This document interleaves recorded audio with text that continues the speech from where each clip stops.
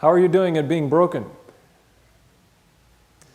But last time we were in the book of Luke, here in chapter 22, and it's been a little while, we noticed that Jesus had some disciples who thought they were a lot better off than they were. They were sure that none of them would betray Jesus. They were sure they were ready to go to death and jail and to fight for him. And then they found out that things were not quite the way they seemed, that they were not quite as tough and strong as they thought they were. And one of the big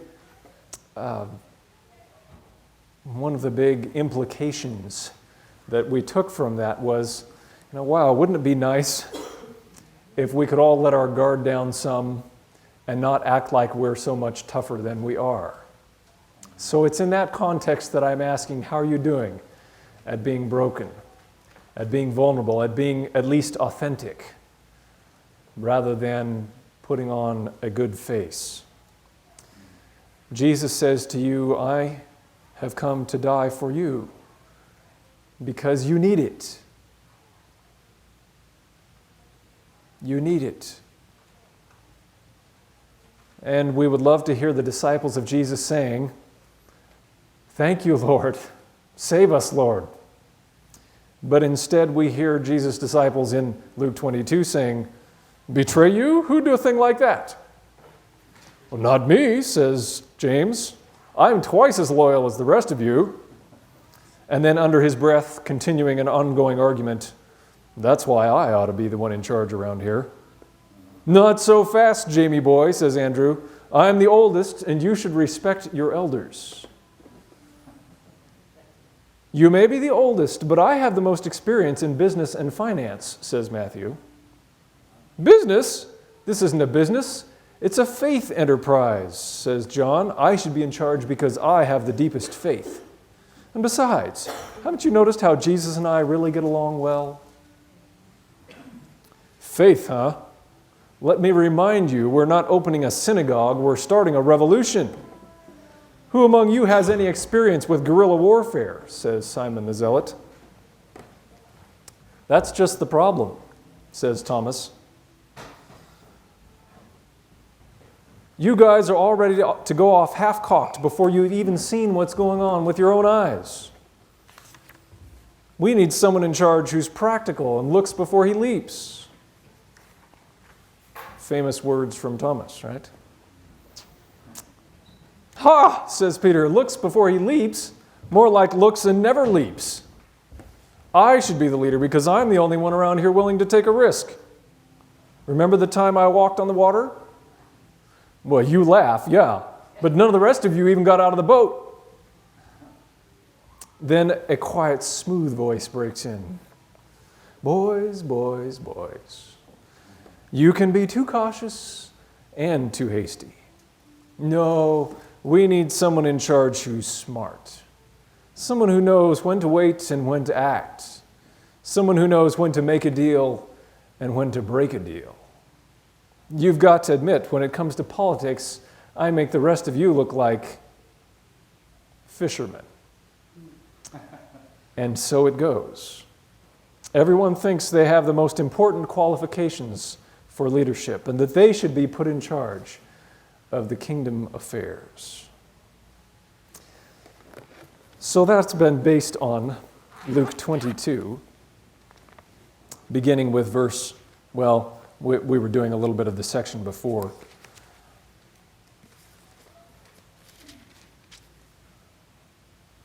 So we sort of worked into it from verses 22, 23, but then into 24 and following.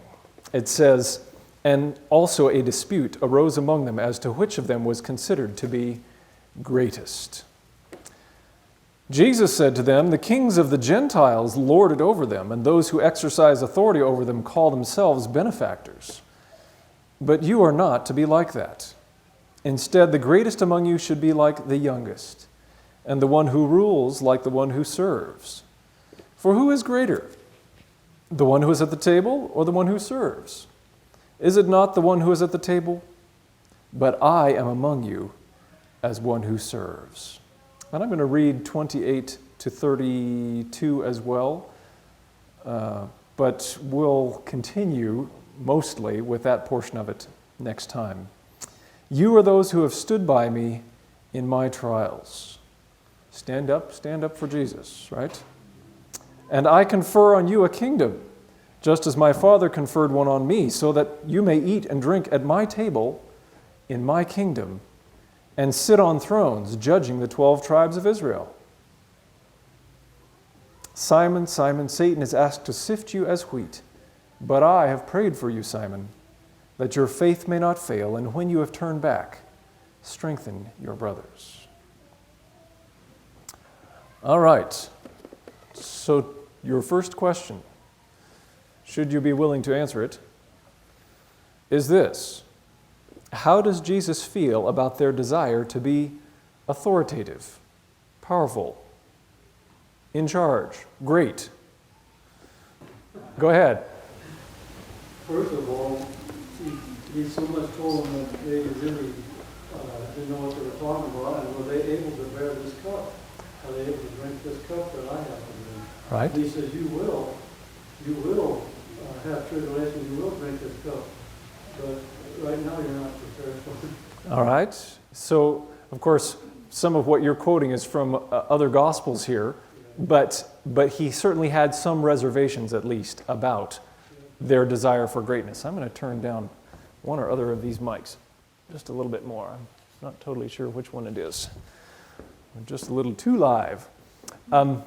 He certainly questions whether they understand what it means to be great. All right? So if you were just saying how he feels about it, positive or negative, is he happy with their desire to be great or not so happy with it?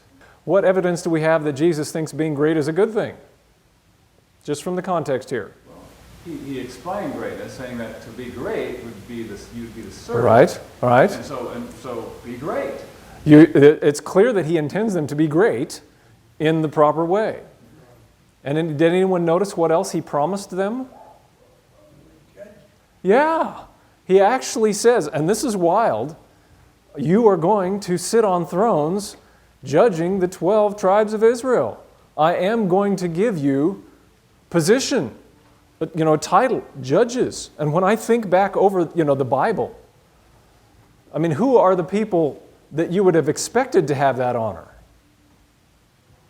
That Jesus says are not going to have it because these 12 guys are going to have it. I mean, what happened to Moses?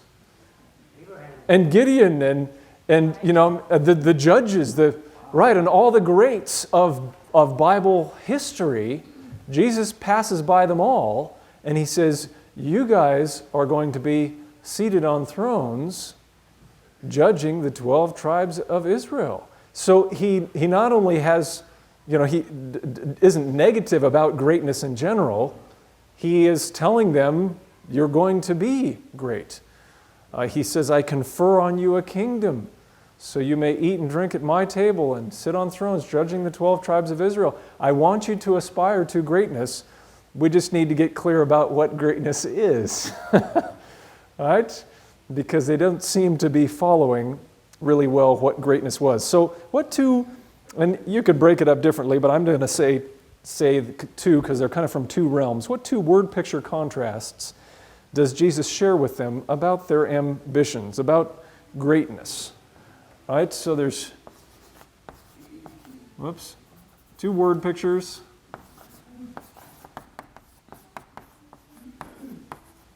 We'll say, on greatness.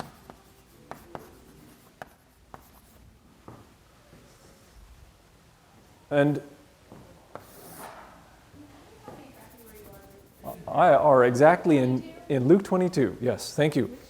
And well, we're looking mostly at verse 25 and following right now. Yeah. So who wants to give me one of the word picture contrasts? You know it's a contrast because it has but right in the middle of it.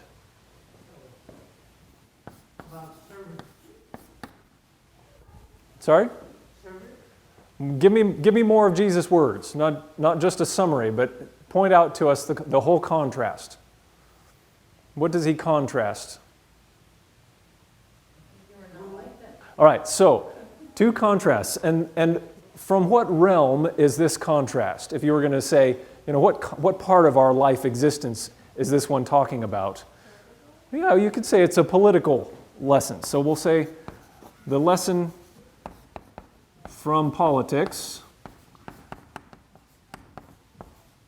And there are many ways that you could put it. All right, but and I'm going to say that this is the among the Gentiles side, right? And we can understand that to be the way things function in this world, all right? So among the Gentiles, or in this world, from an earthly point of view, the kings tell people what to do, right? They lord it over is the word. They're in control. They're in command.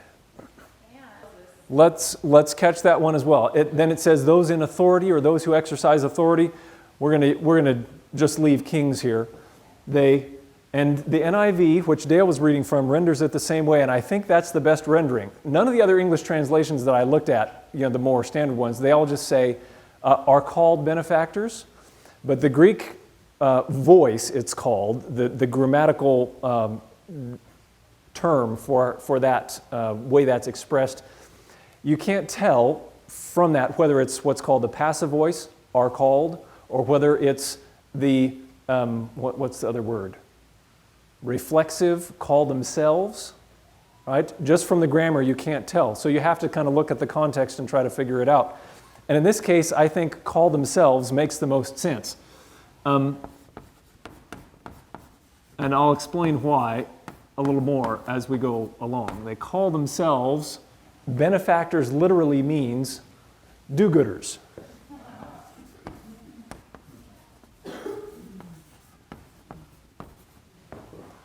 All right?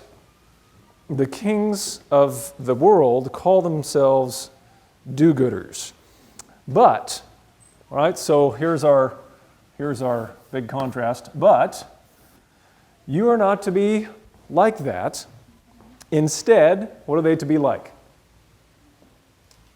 Humble. Well, give me Jesus' words again. Be like the youngest. Well, who should be like the youngest? You that continue with me in triumph. That's what it says. But Well, he gets down to that later. I'm just writing this sentence here. The greatest among you, yes. All right, so I'm going to put over on this side, this column is going to be among you. Right? We had among the Gentiles. And you is really disciples, right? Or we could make this the kingdom, right? In the kingdom versus over here is in the world. So among you, the greatest, right? The king should be like the youngest. Now, last time I was here and actually preaching out of Matthew 18, we talked a little bit about that business of the youngest, right? Jesus called over a little child and stood him in front of the people and said, "You're never even going to get in the kingdom unless you humble yourself like this little child." And we talked about in what sense are children humble, because, they always want to be first in line and they're, quick to be sure they know everything. And it's not that they're great at acting humble, but they are weaker. They are the least capable of demanding their way, right? I mean, and they do and they try, but it's not actually that difficult to just say, "No, I'm not feeding you the pizza, as long as your attitude is that bad." And they're the least able to insist on having their own way. So when he says the greatest among you should be like the youngest, he means, in contrast to being in control and telling other people what to do and demanding your own way and making everyone serve you, as the youngest, if you view yourself that way, you recognize, I can't just demand that things go my way. I'm not going to live like I'm the oldest and I get to tell everybody what to do, but I'm going to live like I'm the youngest, and I have to convince people to do what I want, right? I have to invite them. I have to ask nicely. I have to treat people with respect because I'm the youngest and I can't just demand my way. All right? The greatest among you should be like the youngest, and what's the rest of that?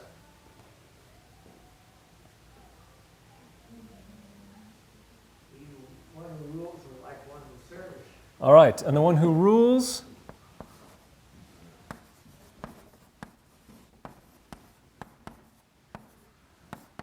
like a servant. And the one who rules like a servant. Excellent. So that's one, right? Among the Gentiles, among you, the kings are controllers. They call themselves do-gooders. Let's see. We'll come back to that in just a second. The greatest must be like the youngest among you, and the one who rules like the one who serves among you. What's the second word picture that he gives? This one taken from the realm of politics. The next one from the realm of hospitality, shall we say, all right? The lesson from hospitality. Hospitality. Right? What's the contrast here? He's asking the question, well, who is greater, he who sits at the table or he who serves? Yes. And among the Gentiles, right, in the world, which is it? Right? The one at the table, yes, is greater than the servant. And he actually answers the question. He asks a rhetorical question. Who's greater, the one who's at the table or the one who serves? Isn't it the one who's at the table? And they'll go, yeah. All right? But, we have the big contrast again.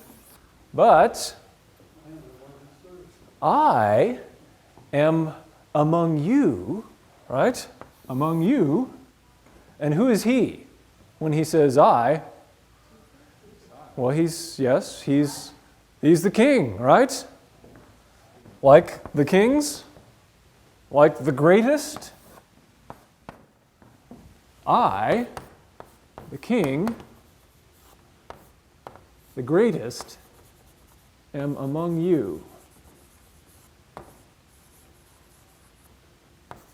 as a servant.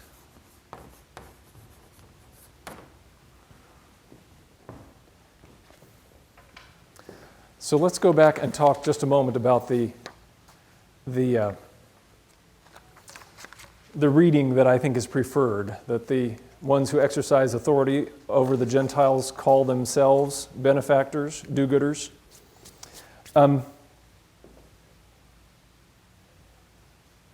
Just assuming for the moment that that's the best reading, what's the matter if you have to call yourself a do-gooder? All right, if you have to claim the title yourself of being a benefactor, it probably isn't true. It probably means you're not. And the reason why I think that's probably the best reading is, he says, the kings of the earth tell other people what to do. They're controlling, they're giving orders, they're serving themselves. So they have to call themselves benefactors because nobody else would call them that. Right? And actually, in this particular case, this was a title that was either assumed or voted for in certain cases, but it was just that. It was a title. It was a name. It was not the actual description that people used on the street to describe their rulers, but it was a title that was given to them. And in certain cases, maybe a person really was someone who benefited the people. But the title was looked upon, I think, kind of iffy, because people recognized, it's a political title. It's like calling someone the Minister of Defense, right? They're supposed to be serving us to, but really they're lining their own pockets. We're suspicious of the politicians. This was a title claimed by politicians. And so I think in the context, that's probably the best way of reading it. But even if it's not, right? Even if he's simply saying they're called that, he's saying it's a title that's attached to them. It doesn't necessarily reflect what they're actually doing, because this is the way they operate.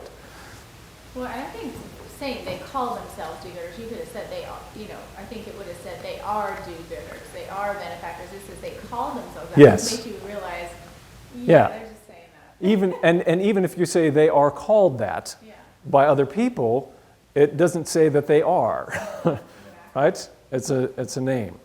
It's a title. So, summarizing then, what do we learn from this about how Jesus wants them to aspire to greatness? This isn't a tricky question. Just how does he want them to aspire to greatness? He wants them to serve. By serving. Excellent. By serving. And we see even the same thing in the life of Gideon, who began by serving the people of God as a judge and deliverer, and then, began to take on the power and use it for his own ends. So I just want to pause here, and I'd like you to think about the implications of this in 3 areas. And I may flip this board over, and then I'll wish that I can approximate an eraser here with this. I'd like you to think about the implications of this for social relationships, whether that's parenting or marriage or your friends, for work, whether you run a business or you're working for someone else, or you're working for yourself but interacting with other people. And then we'll talk about implications for church. So and I'm going to write some down. Let's just take a few moments and talk about the implications of this for some different kinds of relationships that we have.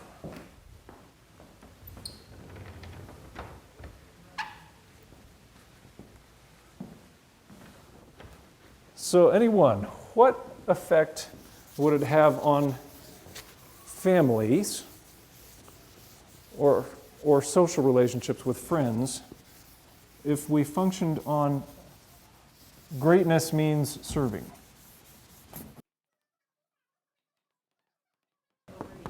All right, and Jesus says greatness among you should not be one lording over the other. Everybody should be looking for ways to lift up the other. So specifically, she was talking about marriage. It would not be, I wouldn't be counting, what am I getting out of this? Are we equal here? Is this 50-50? It would be each seeks to lift up the other. That would mean, for instance, helping your spouse do the things that your spouse loves to do. Whether that is, helping them get the education they need to go into the kind of work that they would excel at.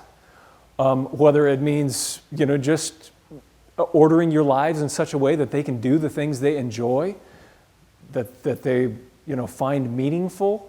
I'm thrilled in our situation that Karina gets to teach music and be involved in music so much, because that's so meaningful to her.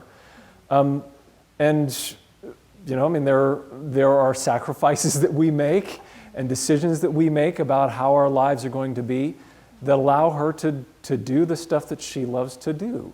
And she supports me in my ministry and is constantly, strengthening the presentations that I make and, helping with all kinds of things.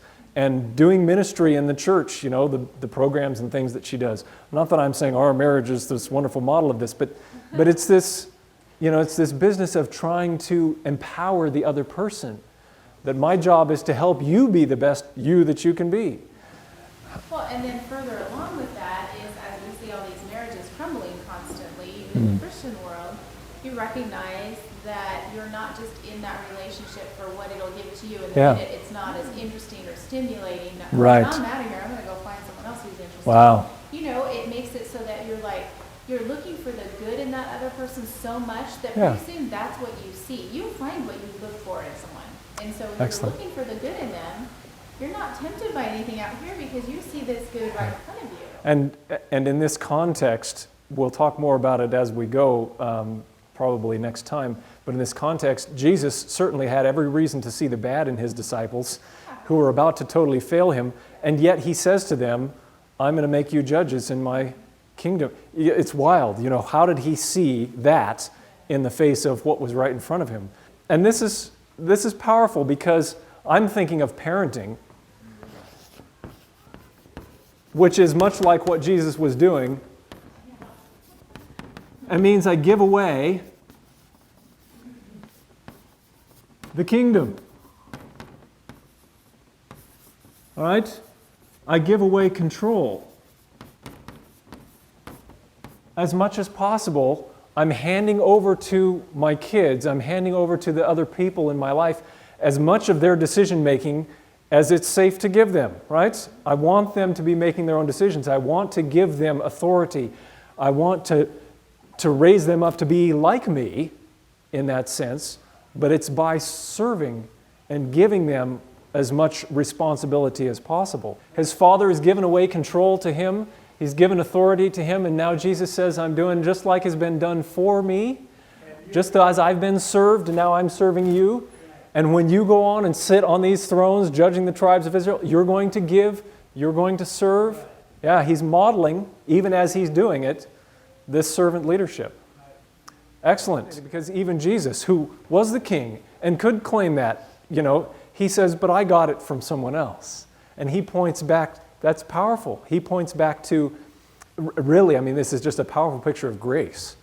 Jesus is pointing back to grace. I was given this, and so I can give. And you also have been given this. It's not yours, so you can give. And you don't need to be afraid that you're going to run out because the channel goes back to the source, and you can keep giving out of the abundance that you've received. It's a powerful picture of the gospel.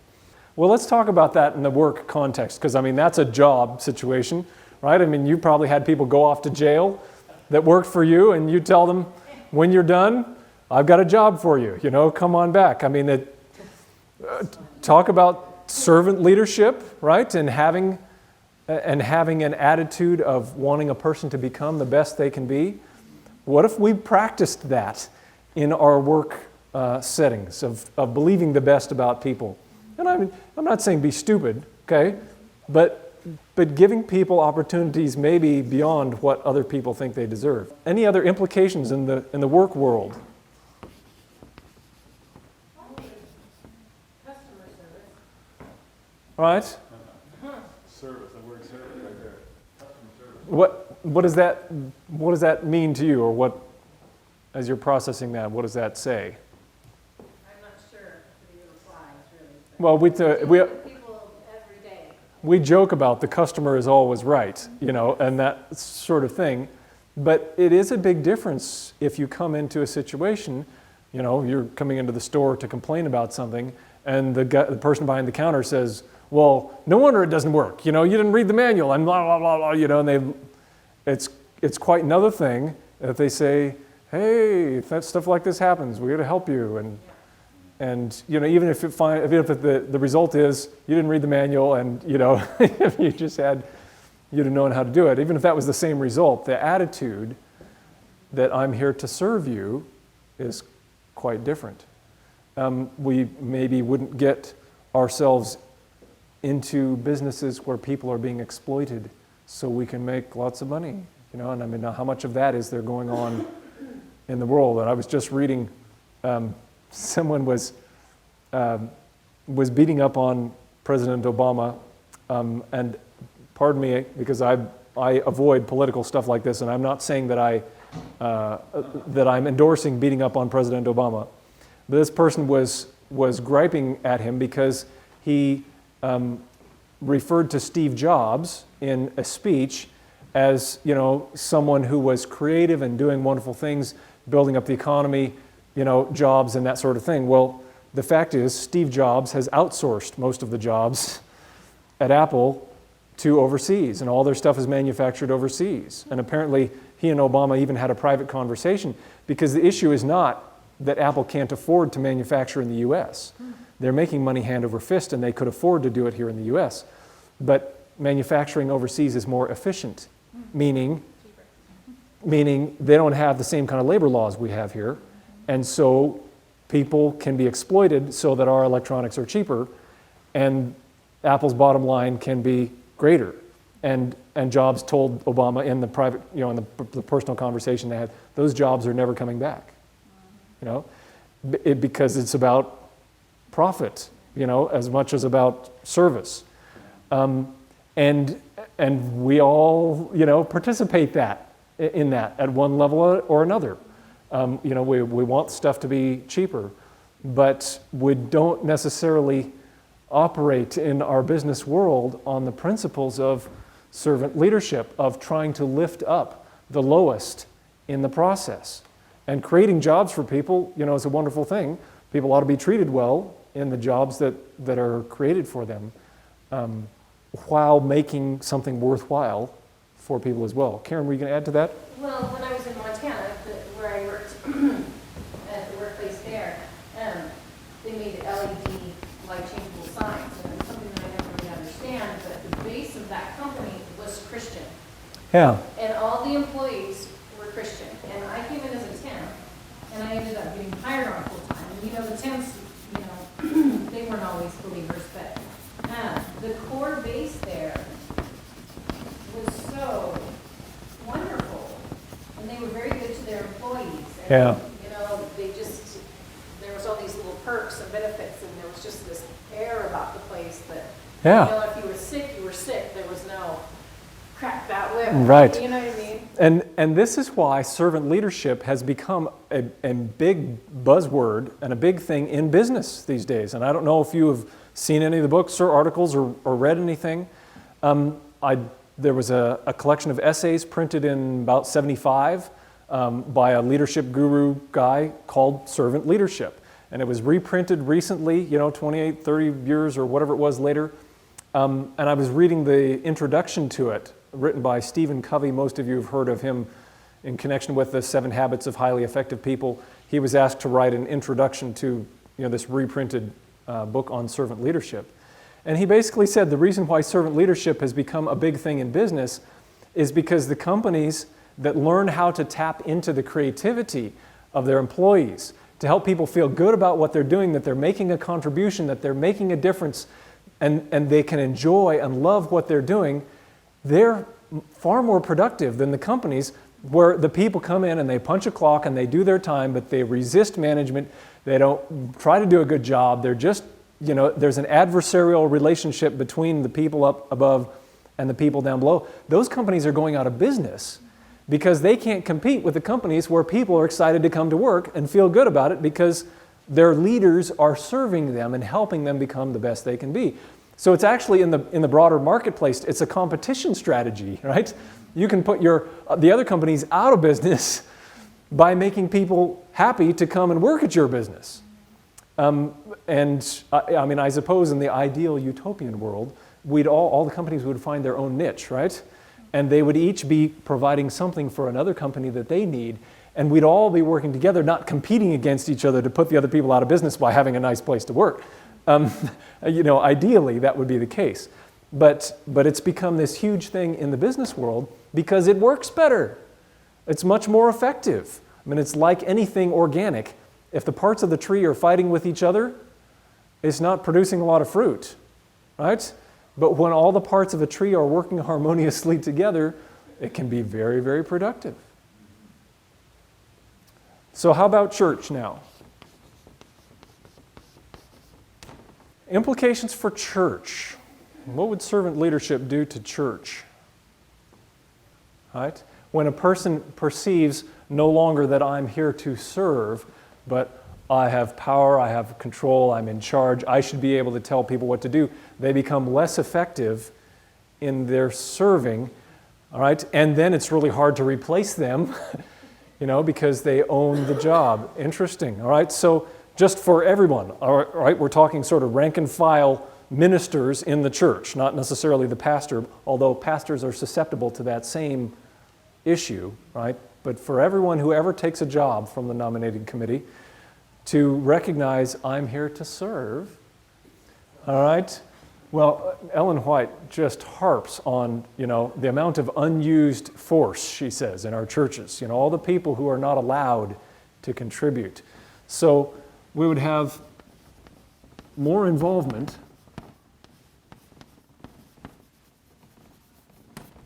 because people wouldn't make territorial grabs, right? It would all be about the growth of other people. And if I can serve and help people grow, great. If I can step in the background, let someone else serve and help people grow by doing that, then great, right? More involvement. It's hard to get it all up here because people are not being territorial. Anything else? What would it look like in church to have servant leadership going on?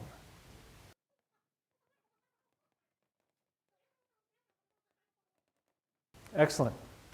Excellent. No concern for credit, for getting points, for getting approval or strokes for serving. Because if I think of it as I have been so blessed, and I'm just giving some back, I'm giving out of the overflow of what I've received, then if any credit came to me, it would go back to the one who enabled me to serve anyway. So why am I concerned? It's not something that I did. It's something the Spirit of God enabled me to do or whatever. Yeah, excellent.